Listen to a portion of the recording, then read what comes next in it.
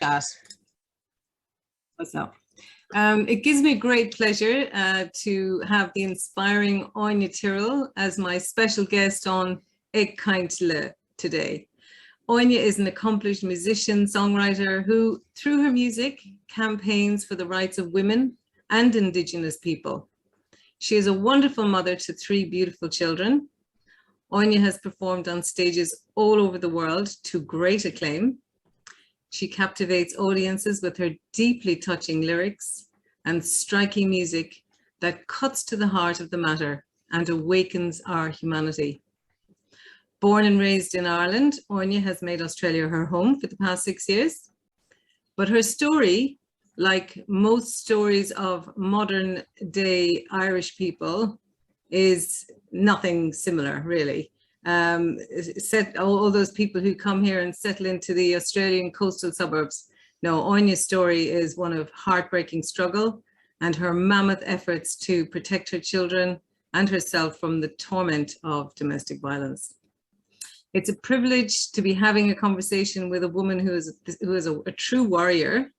Not only has she overcome the challenges of leaving the motherland and adjusting to life in a land far away, but she has faced the immense difficulties of life on the road, living in a vintage bus that gets tired and cranky sometimes. Welcome, Aine. So lovely to see you. That was a lovely intro. Can you just follow me around and introduce me everywhere? I'd love to leave this suburban life that I'm living and do something really, mind you, I mean, I love my kids and my husband, but suburban life is nothing compared to the life you're living. I'm sure of that. Now, look, I know your father passed away recently, and I wanted to say I'm so sorry for your loss. It must have been a great relief that you were able to get a pass to get home to the funeral. I wondered, do you want to tell us about how that went and how it was for you and being back in Ireland with all these people that you hadn't seen for a while? Yeah, I mean, I think like most Irish immigrants, especially I would travel back for work, at least. I try to get there at least once a year. That it was really hard with COVID to be not allowed to go back and just sitting here wishing and can't wait and dreaming. And then to go back for those reasons after such a long wait, yeah, it was exceptionally difficult on top of the, horrible reason to be flying anyway. Yeah. I was very lucky with the support of the Irish Support Agency, New South Wales. They, because it was just so complicated, every bit of it, the government changing, by the minute. So it was just very difficult going through that process on top of trying to deal with the sudden diagnosis and information that Dad wasn't going to make it. And yeah, so and it was also exceptionally hard that they approved an exemption for me, but they wouldn't approve an exemption for my children, and I'm their sole parent. They're only person in this world. And then I got there, all that happened, and then we all got COVID. I got long COVID. I wasn't allowed to travel back because of scarring on my lungs, and it was just like oh my God, I had no idea that happened to you, Aine. Yeah, so it was just you got stranded I then. feel like and I feel like I'm only just kind of beginning to start my grieving now, because because like at the start it was just like such an effort to get there. And then I was with Dad for 24 hours before he passed, and then it was immediately into funeral stuff and all that sort of thing. And then a day or two after the funeral, the whole family sort of started testing positive, and we were all isolating from each other in different places. And it was just like chaos on top of chaos. And then I didn't know whether they weren't gonna let me fly, and I had to like beg a doctor, be like, I have to get home for Christmas for my kids. And so how long were I you think there that just in total? 5 weeks. which is the longest I've ever been away from them. And you planned on being there for how long? Well, yeah, I mean, I just got on a flight, but I booked kind of a 2-week flight to see what was going on. We weren't really sure. Yeah. So all of that, but you know, my partner and some friends here all pitched in and just were amazing. And you know, the Irish support agency, that's what I was trying to get at, is all of that was so complex on either side, and the laws started changing, and then Omicron came in while I was there, and then everything changed again for getting back in, you know. New South Wales has just been like a yo-yo, like it's like, you know, 1 minute it's this, next minute it's that. So so yeah, I think it was just really incredible to have the support of Irish people who understood what it meant to go home for a funeral, to get on that flight. You know, I think a lot of people have had to get on flights here to say goodbye to loved ones and make it over just funerals, and it's a mammoth journey on a good day to fly back to Ireland. Tell me about it. But it's an incredibly hard journey when you're grieving, you know. And you were very so I think to have that support. Yeah, and it was also very sudden. He had been diagnosed with cancer, but we were told it was all curable and everything was fine.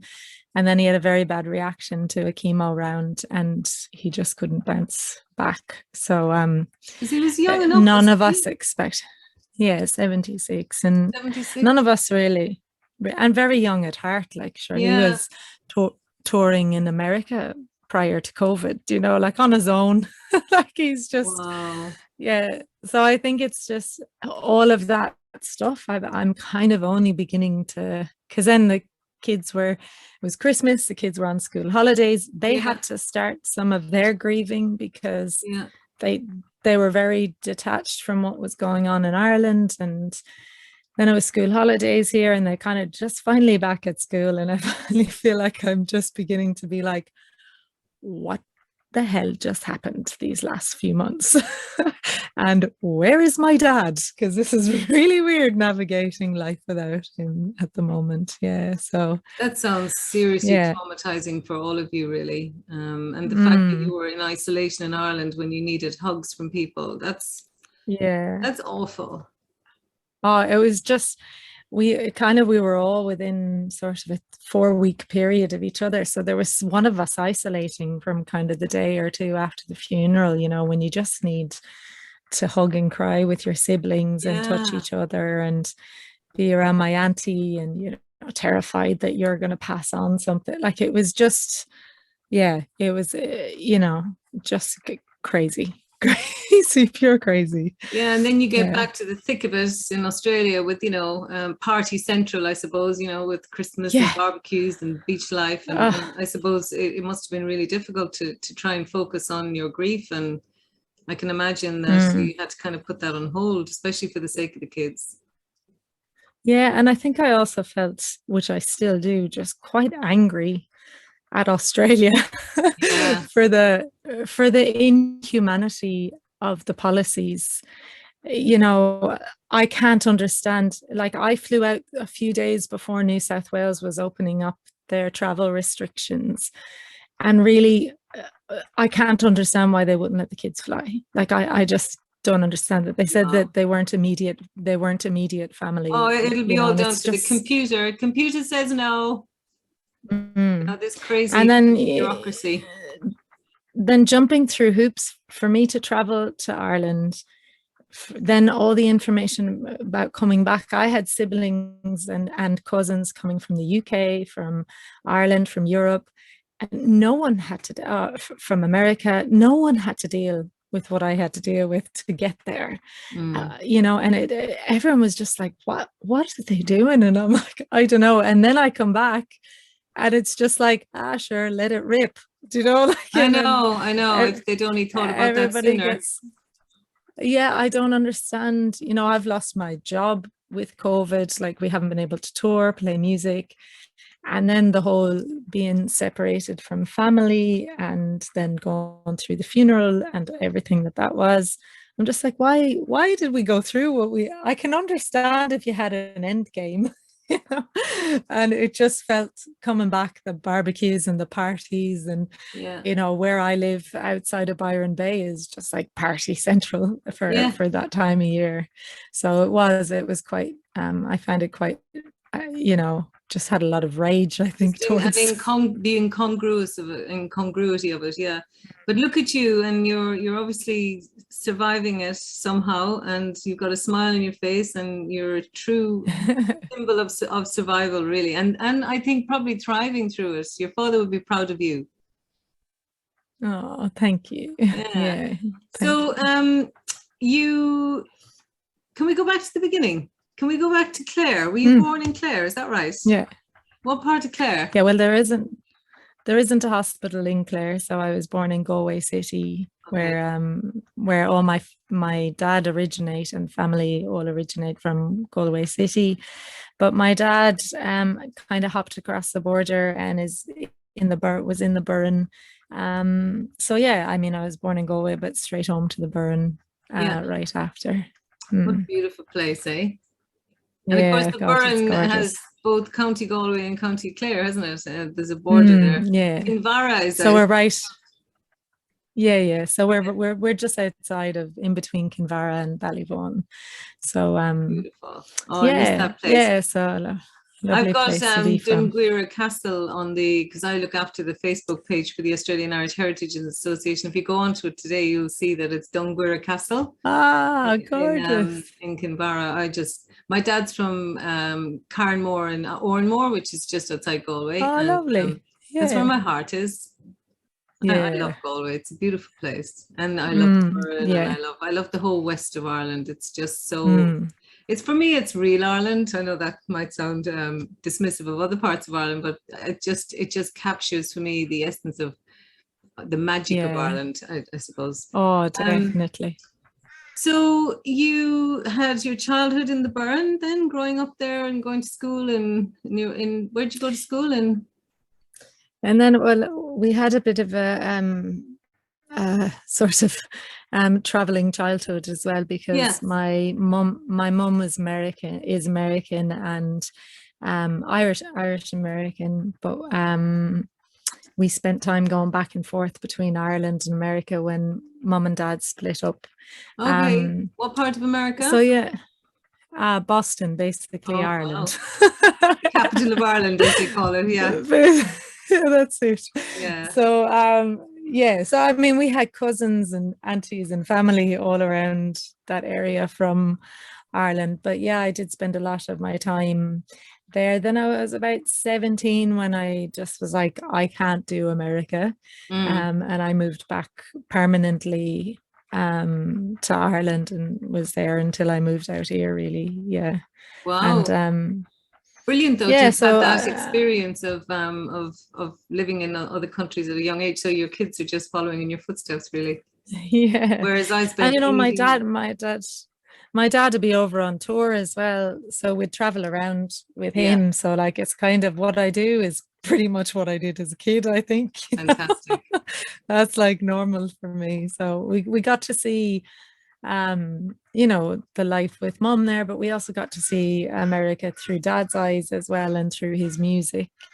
And then obviously had a lot of time in Ireland, and there's a lot of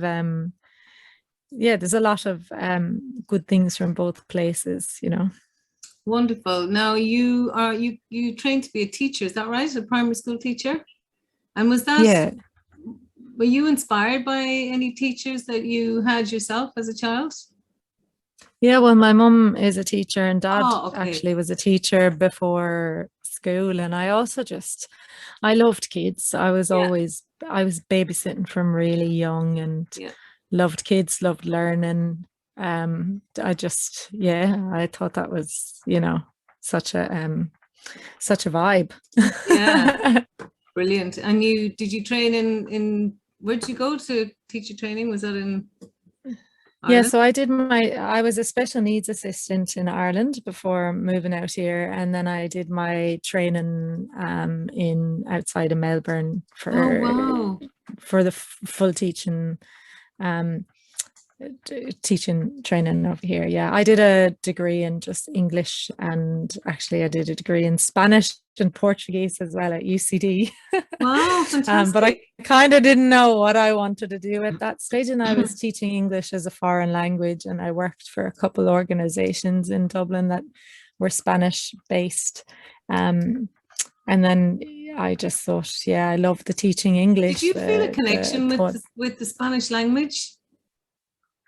Did you feel? Yeah, I just loved the. Because I've got this theory that well, I guess it's based on something concrete, that there was influence in the west of Ireland from Spain over the centuries.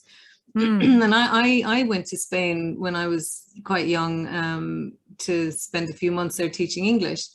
And within 3 months, I was speaking Spanish quite well. It was, and it's not that I'm particularly gifted or anything, but I started to think that it was because it's in my DNA. I know there's something, and I think I just really love the musicality of the language as well. Yeah. It's such kind of a flowy kind of, beautiful. Like, I just loved it. Yeah, I loved it. I don't know why, but but I do know that it's a lovely part of the brain that's music is also language. Yeah. So I think like I just kind of got languages very quick. Yeah. Just like music to me is kind of like, I'm just like, oh yeah, I can hear it and kind of feel it and I get it. So I don't know. I can see why I was drawn to languages. Still am, I love learning language. Yeah. Have you tried any of the native languages yet to try to get your head around? I don't know what they're called where you are over there. It's Bundjalung here. And my kids go to a school that have their primary school has Bundjalung classes and lessons. So it's part of the household, and I work with a lot of the local Bundjalung the Bundjalung people here. So I do get to pick up lots of different words. Their language is quite musical, isn't it? Yeah, beautiful, like beautiful. Love it. Yeah, and some things really they remind me a lot of Irish as well, in that the relationship to the landscape is kind of built into the language, just like ours. And I think a lot of native indigenous languages have that element to them, which are fully immersed in the landscape. So there's so many different words and things that connect back to their surroundings and nature, and I love that. I think that's so beautiful. Yeah, no, I agree. I don't know a great deal about Indigenous culture yet, but it's something that I definitely, when I got my parenting, when my kids have flown the nest, I'd like to go and spend some time in their communities and learn more about it. And hopefully learn a bit of Noongar, the language, the local language here. Anyway, your decision to take to the road with your kids was obviously a very difficult one for you, even though I suppose you were compelled to do the right thing for yourself and your kids. But I wondered, where did you find the strength? I don't know. I think for me, I wanted to be, I remember there was a point in my sort of like understanding of what had just happened. I was kind of just becoming to realize that it was domestic violence. I don't know how I lied to myself and tricked myself for so many years. And I remember when I kind of really was like, this is over, and I've got to step into mama bear, protect the kids mode. I remember being very conscious of not wanting to be the victim of a story, that I wanted to rewrite my own story, that I didn't want this to be the defining part of it. And I wanted that so much for my kids as well, because, we were living in the suburbs outside of Melbourne. And, even the school I was teaching in, I don't think there were many single parents there. Like there just wasn't, like we were kind of a bit of an anomaly. Oh, there was domestic violence and there was this, and now she's not with him. I also didn't want the kids to kind of be saturated in that story. And although we had a lovely community, and we still visit and have lovely friends down there, lifelong, beautiful, dear friends, I knew that if we stayed there, we would in a way be saturated in that story, and there wouldn't be, a new version of who we are that we get to define. Yeah. Yeah. So I just, one day I was really not doing well, and sort of just couldn't believe what was going on. And I just turned to my friend. I said, I want to buy a bus. I'm just going to take off. And my friend Sarah was like, I have a friend that has a bus and it has Tassie oak floors. And the minute she said that, I just was like, a bus with like oak floors? That's the bus. And, I called the guy, her friend, and he was like, you don't want this bus. This is like a 9-ton bus. It's no power steering. It's an old, but is a lot of, he was like, you just want a real simple Toyota coaster, something really. And I just was like, no, I want your bus, because I just was like, that's the bus from the story that I need to write. Yeah. I don't know what drove me, whether it's ancestors, spirit, but something woke up inside of me and just said, if you sit here, you're going to be the victim of this story. If you just let the story happen to you. And also I was in fear. We were living in a house. It didn't feel safe. The police and the court systems are, they're much better now. When I was going through it, they were archaic, and still, there's still things I have to deal with where I'm like, are you serious? This is 2022 and this is what's happening. And they're not designed to they are not designed to protect the victims. They are designed to make sure the perpetrators have a fair trial, or a fair sentencing, or a fair, whatever it is. They're really, and I understand that, but it leaves women and children vulnerable. And I did also feel try like their best. They try their best to keep the family together in many instances. Yes. Yeah. Without really understanding that it's gone way beyond that. And the police as well, the systems don't talk to the courts. It's just kind of a really clunky, messed up system where everybody wants to do their best, but it's like, it's not working.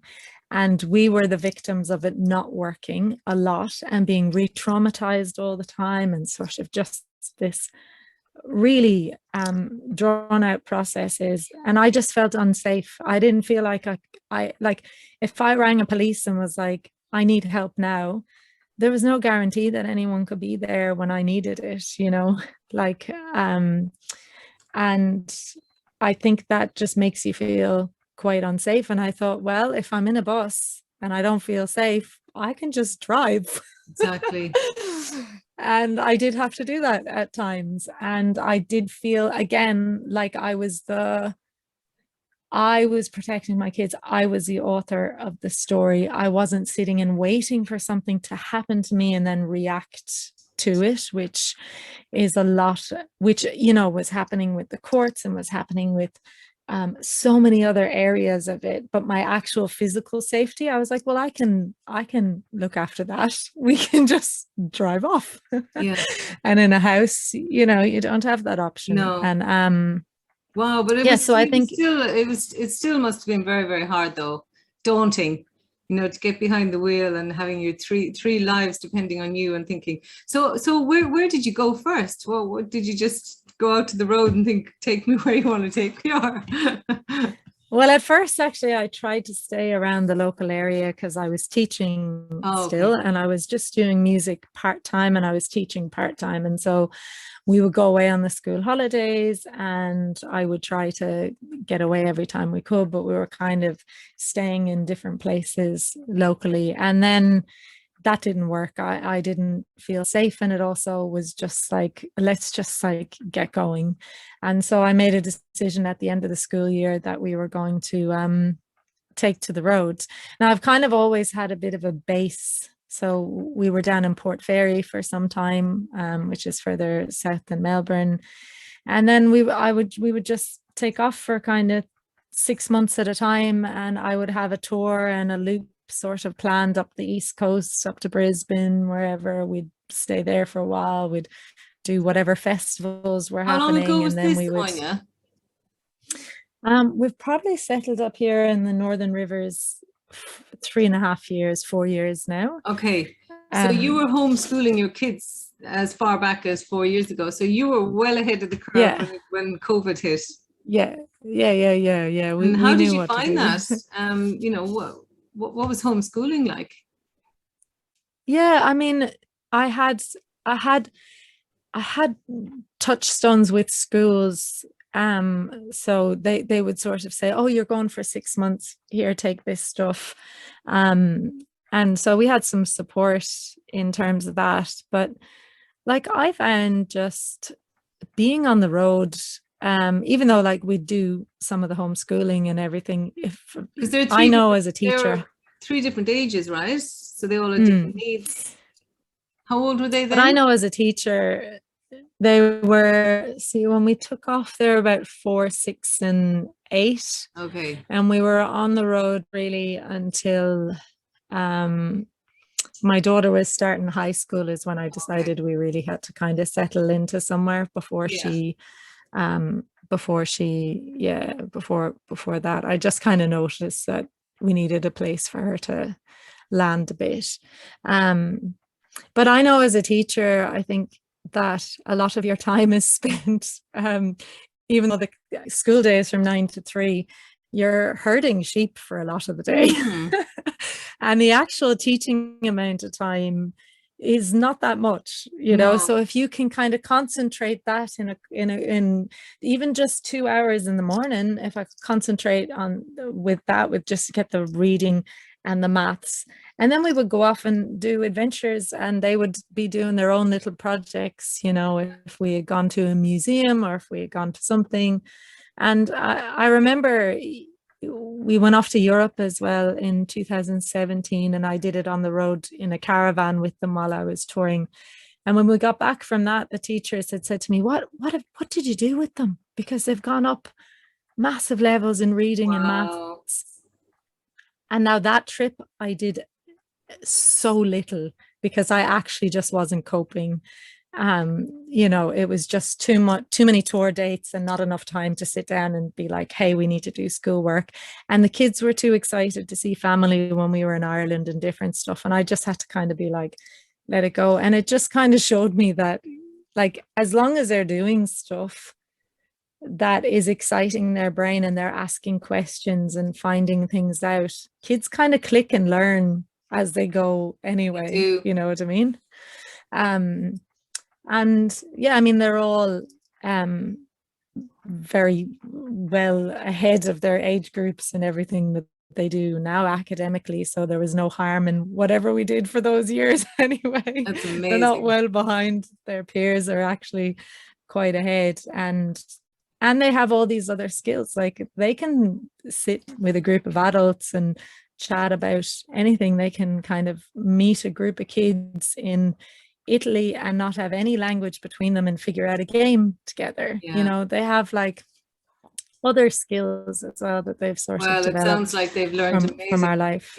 Communication skills as well, and being able to connect with others and not being shy, because I think that's one of the biggest drawbacks for kids is when they're too they hold back too much, don't they? So they miss out on learning from others.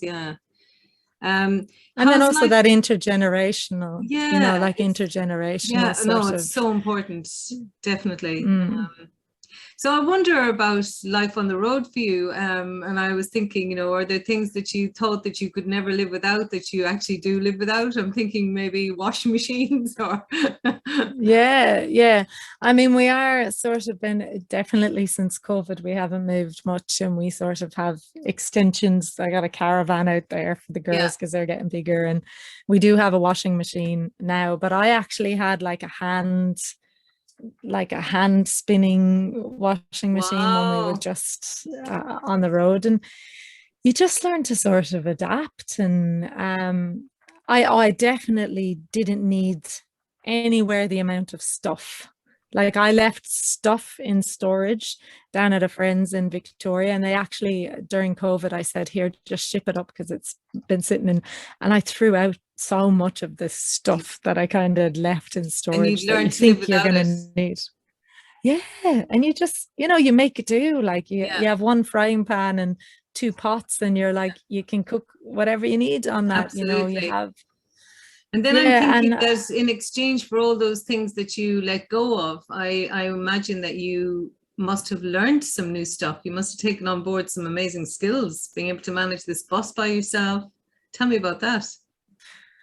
yeah, I mean, it has its history of breakdowns and kind of being on the side of the road trying to work things out, and And it was all part of the adventure, have you had to So fix yeah, things then yeah, yourself? yeah. I've had to learn a lot of sort of bush mechanics and how Wow. to yeah, and my kids as well, they would guide the bus in, where to park, and they were just as involved in sort of the everyday running. It's kind of like a ship in a way. Like they all had to have their little jobs to keep everything Yeah. rolling, and they yeah, and we just worked out ways to pack up all our stuff and be off in the morning and do whatever we needed to do. And yeah, it was definitely a much more simple. You carry, like I have water tanks, and so you carry the amount of water that you need.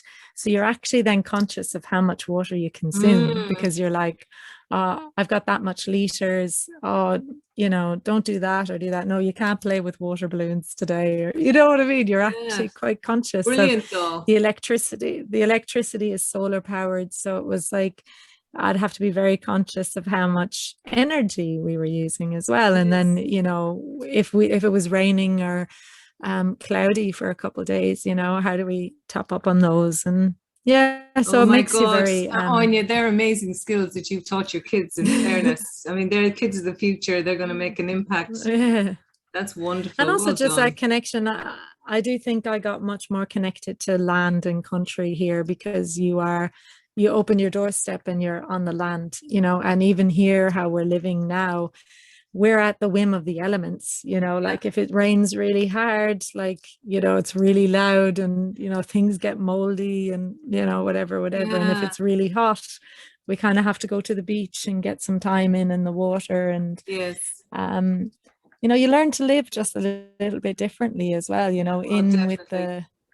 I'm a lot more I did find when I was home in Ireland, and kind of you tuck away into a house and you have no idea what's the weather No, is, how you it's don't need to worry, do affecting you. you? No, whereas yeah, here you're definitely in tune with what Mother Nature is doing, and that can have its it can make life a little bit hard sometimes, but at the same time it's a very connected way of being. And I think I connected a lot more to culture here and land here. With that came a lot of that too. It brings you back down to earth, I suppose, and makes you realize what are the things that are worth valuing, and what do we Mm, needlessly worry about, day in, day out. so true. And I think the more possessions we So have, true. the more we have to worry about. It's ridiculous. So true. So true. Now, at the AIHA, which is the Australian Irish Heritage Association, so we're a not-for-profit organisation here in Perth that's been running for over almost 30 years, and we're going to celebrate our 30th year next year. And I'm a volunteer with them. And Congratulations. yeah, and we're all about promoting culture, promoting connections, shining a light on the wonderful work that Australians have done as well to help our heritage in Australia. And I was wondering, you know, we're very proud of our culture within our committee and everything, and I think most Irish people are. But I'm wondering what the word heritage actually means for you when you think about that word. Wow. Yeah, I mean, I suppose I immediately think of ancestors and like the spiritual side of it, but then also the living landscape, heritage, you know, sites in Ireland that Yeah, connect us. And yeah, I think we're very lucky in Ireland to have so many of our cultural sites preserved, and we can look at castles, or we can look at Newgrange, or you know, the Hill of Tara, the Hill of Ishnock. We can go to these places and connect in. And I, you know, when I was home and I needed strength, I went to some of these places and sites, and it's so important to have those, you know. And I feel, because I work a lot with Indigenous culture here, I notice and I feel for so much of their culture and heritage has disappeared over the years, and they're in a process of reclaiming a lot of that stuff. And we're very lucky, I feel, in Ireland to have such strong, you know, we did lose a lot through famine, through wars, through everything else. Like, we have lost a lot, but you know, like, we have a TV station dedicated to our language. I know. We have a radio station.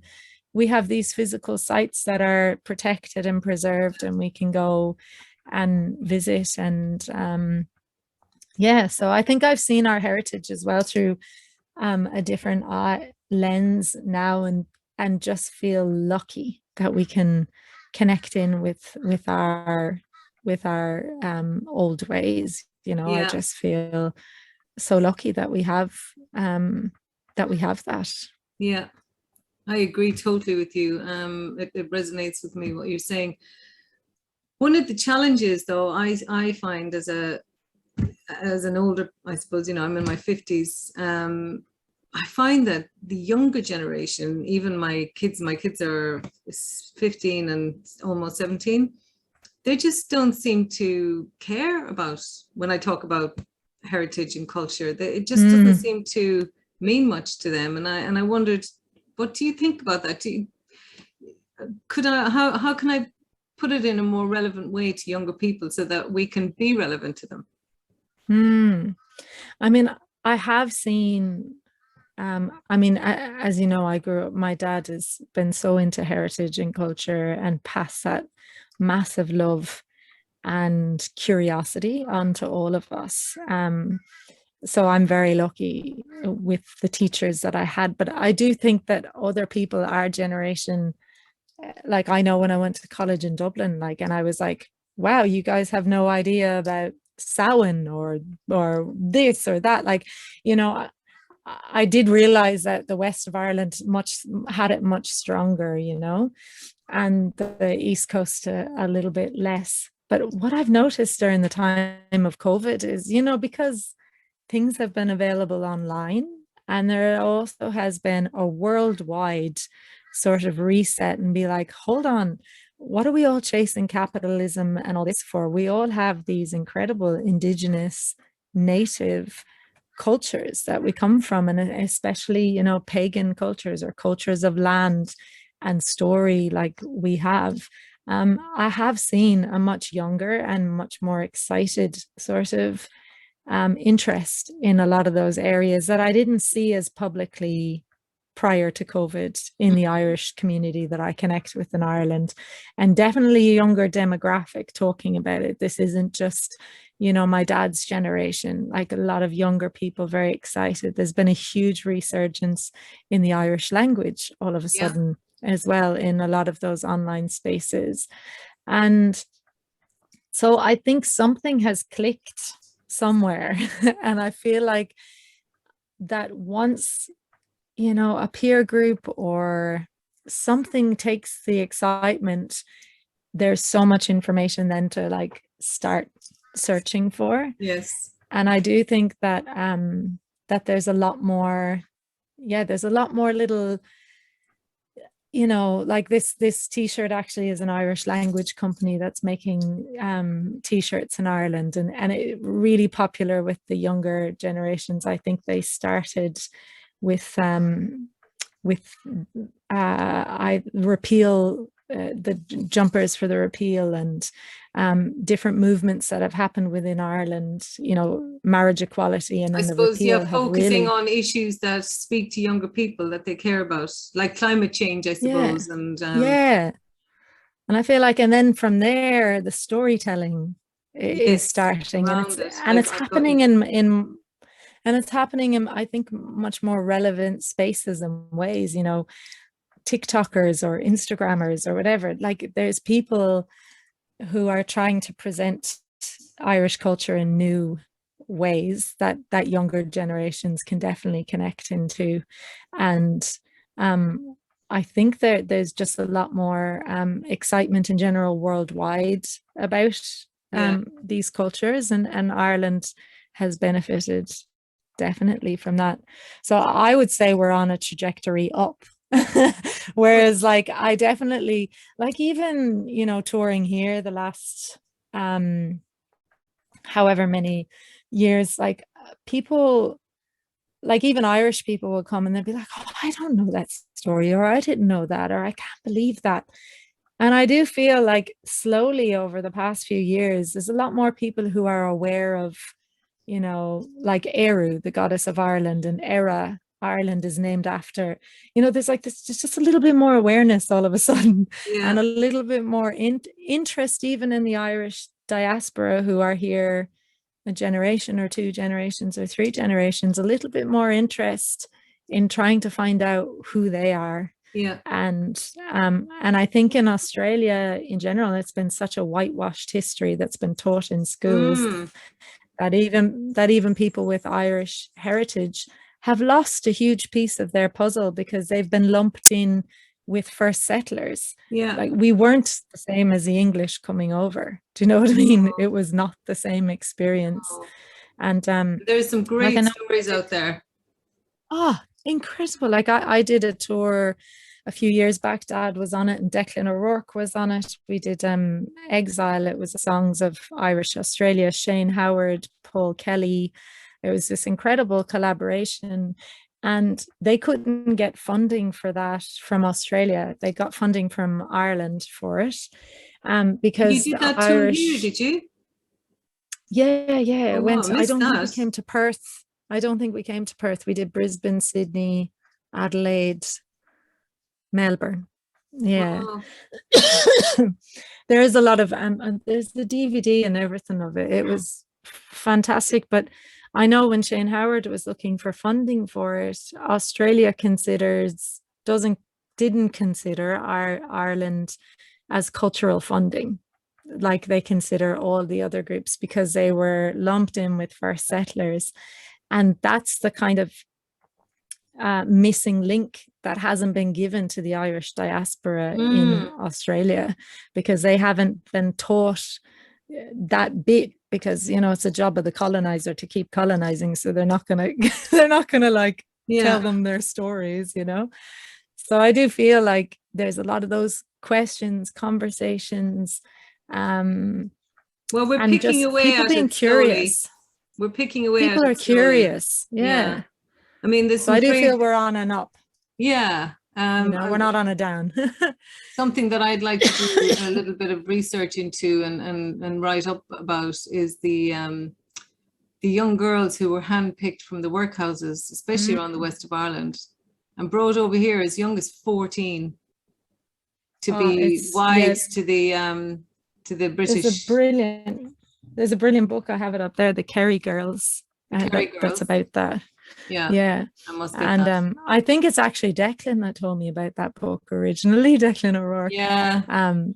And you read it and I was just crying through it, just thinking, what? Like just the inhumanity of But I mean, they all were so those. glad to go though, because the alternative was to die in a workhouse. Mm, I mean, the I know, conditions, you know, I just read, the whole thing. I did a review of Declan's book, The Pawnbroker's Reward. And when you read Yeah. about what the the committee who was running these workhouses, what their objective was for them. They actually wanted these people to just perish. They just wanted rid of them. You know, it was horrendous. Oh my God. Imagine if you're a parent and you just have no other choice but to let your kids go to the workhouse because you can't feed them. So of course, you know, a 13, 14-year-old girl will be thinking, yeah, choose me, I'll go to Australia. Yeah, exactly. And then they come over here and they marry these guys. Oh my God. So, you know, there are so many Irish people, so many Australian people who have that in their family tree. And they were warriors, massive. Just like you, and the way they survived the adversity. So it's a wonderful story. But and yeah, so thank you. You've given me some food for thought there, something I need to follow up on, because surely that would be of interest to young, especially young girls, to read about the struggle that women before them have had. And that brings me on to a word that I have in the back of my head all the time when I'm bringing up my teenagers, which is resilience. And I imagine that your kids will have learned so much resilience thanks to you, and, you know, having the courage to stand up and say, I'm not going to be a victim. I'm going to own my story, and I'm going to shape it, and I'm going to take the road to healing and all those amazing things that you've done. But I'm wondering, what would be a message that you might have to parents who wouldn't have the opportunity to do what you've done, and what do you think they might be able to do to help their kids to be more resilient? I'm sorry, it's a big question to put to you, but I would value your.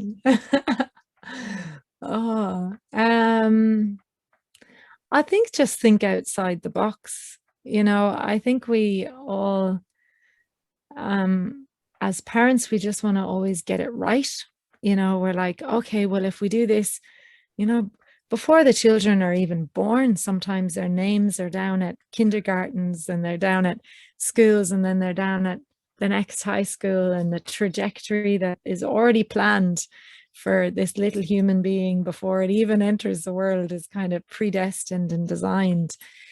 And, you know, the old ways of education, the old ways of working, even as we found during COVID, you know, they were born out of the time of the Industrial Revolution. You know, things need to change because these kids that we're raising are different. You know, they are a different generation. They are exposed to different things. Their brains, I think, as a whole, are working on a really creative level where they're kind of looking at all our systems and being like, what is school?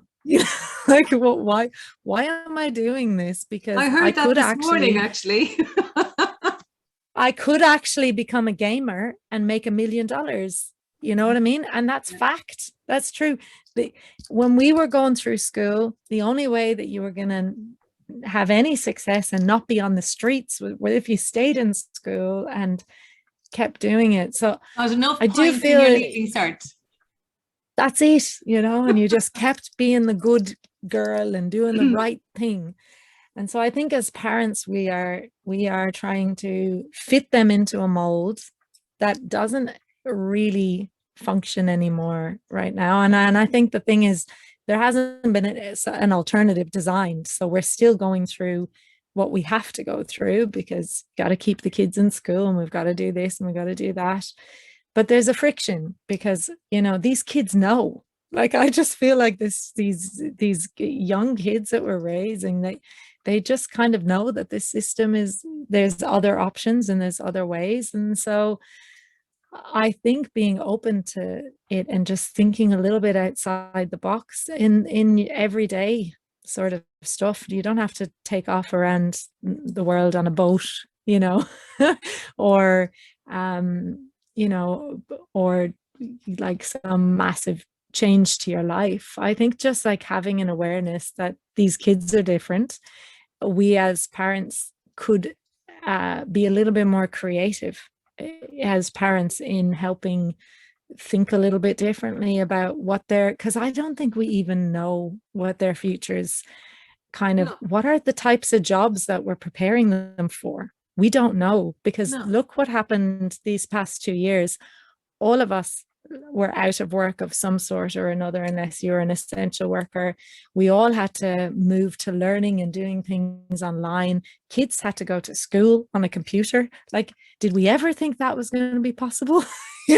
No, and some kids thrived in that environment, which just goes to show that there isn't just one way to do it. And I think I learned that massively over my time on the road with the kids. And I still, I'm still planning.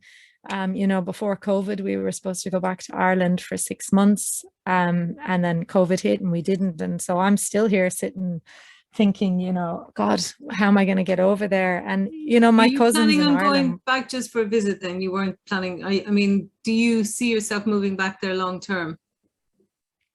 I do. Yeah, I do. And right now I'm kind of in that, I don't know how to make that happen. Whereas kind of before COVID, I bought the bus because I thought, if I do a few years touring in Australia and build up my work here, then I could do 6 months of the year here and 6 months a year in Ireland. That's everybody's dream, isn't it? I think most of us. Yeah. Wouldn't that be lovely? Escape the rain. And yes. And I actually, the April that COVID hit in 2021 or 2020 was the first year that was actually going to happen. So I had 6 months of touring and everything lined up in Ireland. I was going to put the kids in school. It was all sort of like headed in that direction.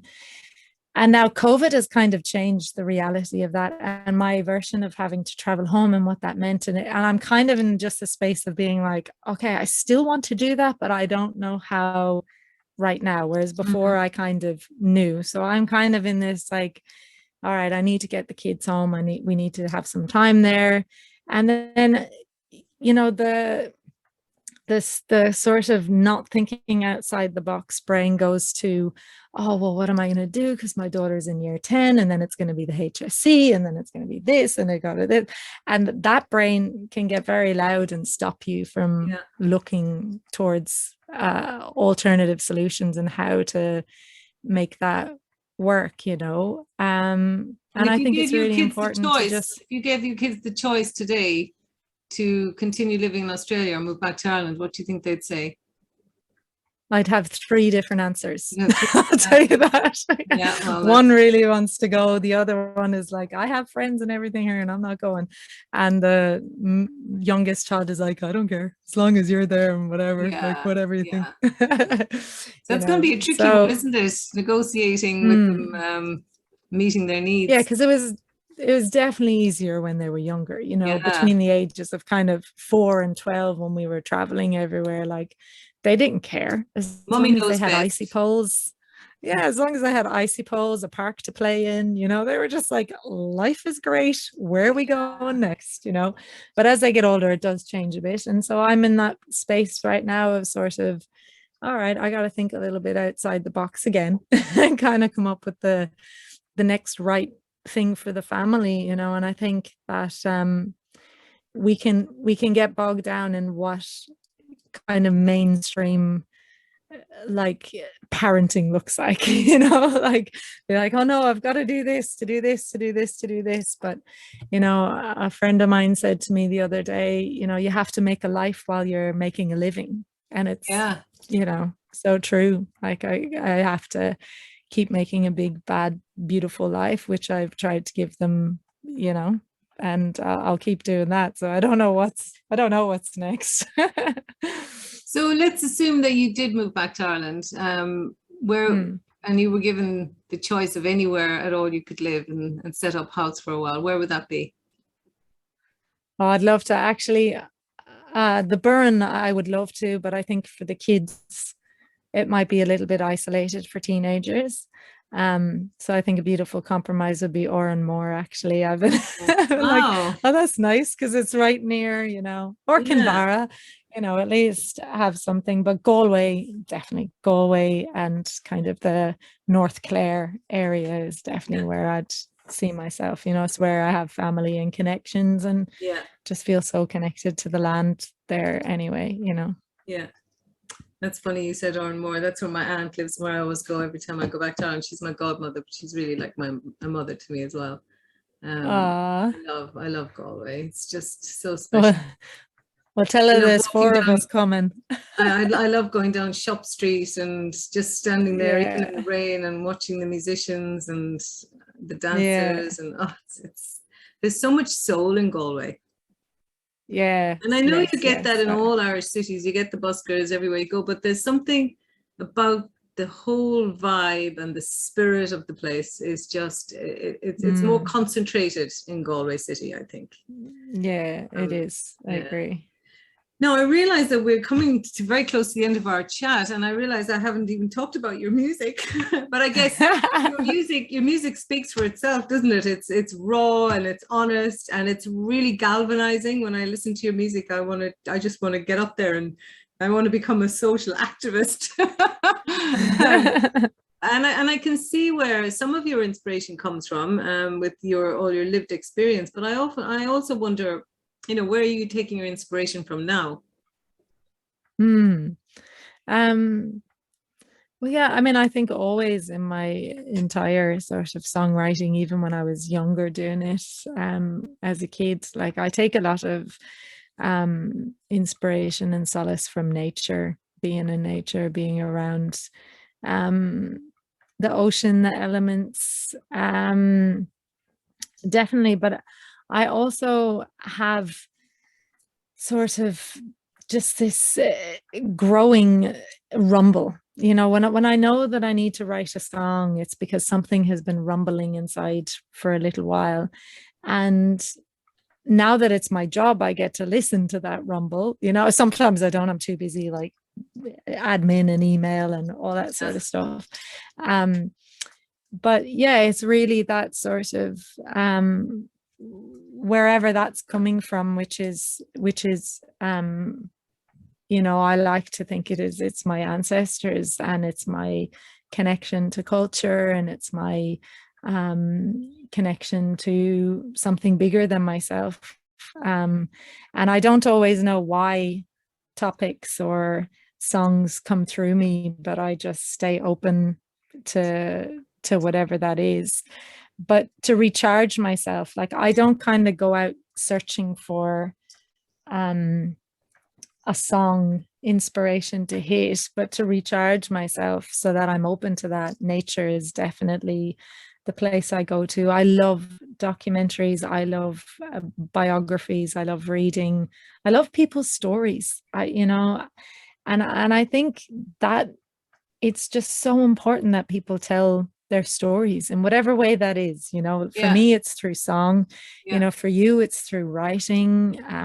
Everybody has a way that they're telling their story, and it gives us a sense of belonging and a sense of purpose, and I think a sense of service in the world, in whatever form we are doing our kind of storytelling in. And so I just try to surround myself, I suppose, with stories, and yeah, whether that's through music or books, or I get such inspiration from reading other people's, and just hearing and listening to yeah, other people's journey. Like the email you sent me, it's just like, it gives me goosebumps hearing people get to the truth of themselves, and start yeah. being vulnerable enough to share that. And Mm, so I just try to fill my well with that, and then yeah, whatever kind of comes through comes through. yeah. And I've stopped trying to make it be anything. Like, at the moment I'm planning for recording of my third album,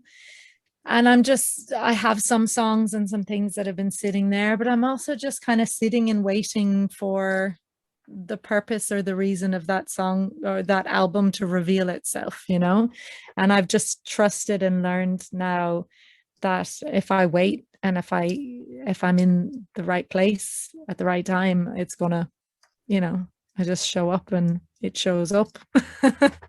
Because you're also feeding your soul. You're feeding your soul with Mm, in nature, and I totally get that. That's where I'm probably doing all my healing myself, is being, I love trees. I've just fallen in love with paperbark trees. We have loads of paperbark trees near where I live. They're amazing, aren't and they? I just go and I sit there and I look at them and I just think, oh my God, you have so many stories to tell, you know, because they've been there for a long time and there's so much energy coming from the trees, and people must think I'm crazy when they walk by, they see me kind of actively talking to the trees, but it fills me up. I come home and I feel a different person. I know. And I get the same from the power of the ocean. And that's what I'm kind of craving at the moment, is to stand by the big rocks on the Atlantic and feel the spray coming from the cold water splashing up. I'm so hot in Perth at the moment as well. I'm craving some cold air. Yeah. It's crazy. That's it. But look, do you think, I'm wondering, did the ocean also resonate with you? Do you also feel that power? And massive. Yeah. Massive, yeah. And I do actually think I'm learning to hear that same power in trees as of late. You know, even my last trip home, it was just so lovely to be around these old Irish. You know, I went to the Brian Boru tree, and I also went to one in Cool Park, which has Yeats and Mulgan, and everyone has signed their name into this tree, and I just was like, wow. Yeah, some of the trees at home in particular, you know, and then being in the rainforest up here is just stunning. But throughout my entire life, like, I cannot be away from the ocean for my mental health and for just my stability in the world. I need to be near the sea, you know, and I know, like, you know, even where I live now, I know it's way cheaper to go like inland a bit, but I would suffocate, you know. I would actually I would too. suffocate. And I spent a year living in Cavan as well in Ireland, and I just was not calibrated to myself. I kind of need the option of getting into the ocean every day. Even if I don't take it, I do try to take that option every day, and especially during the hard times of finding myself again after, and my immediate healing after leaving that relationship.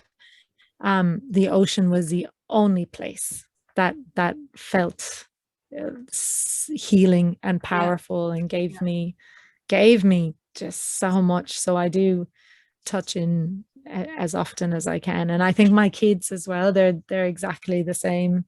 They need, like, I can tell if they haven't been in the water for a couple of days, their brains start going, and I'm like, okay, everyone get in the car, we're going to the ocean. And they're like, I don't want to go, and then they get in there and they're like, oh, this is the best day ever. So when can we hope to see you over here on the West Coast? I know that my booking agent is terrified of WA. I don't blame her. Because we've been incarcerated in WA. Yeah, and so unless it was a show that warranted the quarantine, I don't know how to. Oh, well, look, hopefully all that will just dissipate. Yeah, you know, in a question. And I haven't been over there. I did Nanup Music Festival and played in Fremantle. Nanup has just been cancelled. It was supposed to be happening in 2 weeks, and they've just cancelled that, unfortunately. I just love that festival. Actually, the trees out there, oh my goodness. The black cockatoos in the morning. Oh, that place. I know. Beautiful. They're haunting as well. They are, those birds. So yeah, I know before COVID, I had loads of shows. Before kind of COVID cancelled my foreseeable future of touring, I know there was a good few shows coming up in Perth, and so I would love to make it back over there. Well, if you're coming over, there's a bed for you in our house. We can fit the kids in as well. Plenty of room. We'd love to have you. Honestly, no, my home is open to you anytime you want to come over. Yeah, and we'll take. I miss everyone in WA. It's like you guys have been like. We're 5 kilometers from the beach, so we can take you down to the ocean. And it must have been weird for you guys to be so disconnected from Australia as well as Ireland. Yeah, like, over really weird. Like you guys are. I just kind of decided that it was okay for me to just sit back and go more into myself and start to do a bit more soul searching and and my own healing and my self-development. I've actually started doing a course. I'm doing a diploma in counseling, and I'm really Oh, loving that. And I lovely. love the fact that it's blended study, so I can do online and then I can attend workshops, so I get to meet real human beings as well. But that was one of the things that came out of COVID for me, because I couldn't leave the house, and so Yeah, I'm really well. grateful to the online world as well, And thanks to the online world, you and I got to actually meet today. Yeah, And lovely. it's been so lovely Thank you. spending time with you. So you're at home right now in your lovely bus, right? It looks great. Yeah, yeah, Amazing. yeah. This is it, and still home for now, and yeah, hopefully I'm supposed to start touring in a couple of weeks again, so hopefully that'll start happening, because I really miss being out on the road playing music and meeting people. Like, it's just such a part of who I am, and it's my service, and it's so weird to not have been able to do my job for the past, I've done loads online and different Yeah. stuff, but there's something very beautiful about being in a room full of people Oh, sharing you story. can't Like, beat I the real just love thing. it. Mm, You can't beat the real thing. I can't yeah. wait to see you in person when you come over here, or if I manage to get over to the East Coast, I'll definitely follow up with you. And I'll put a link to your where people can buy your music online for the moment anyway, until they get to see you in person. Yeah, And look, the lovely. best of luck Thank to you. you and your gorgeous kids, and stay in Thanks a touch, yeah? million. It's been so lovely Yeah, talking love to you. to. Thank Big you. hug. See you. Through the screen. Ah. Bye. Bye. Bye.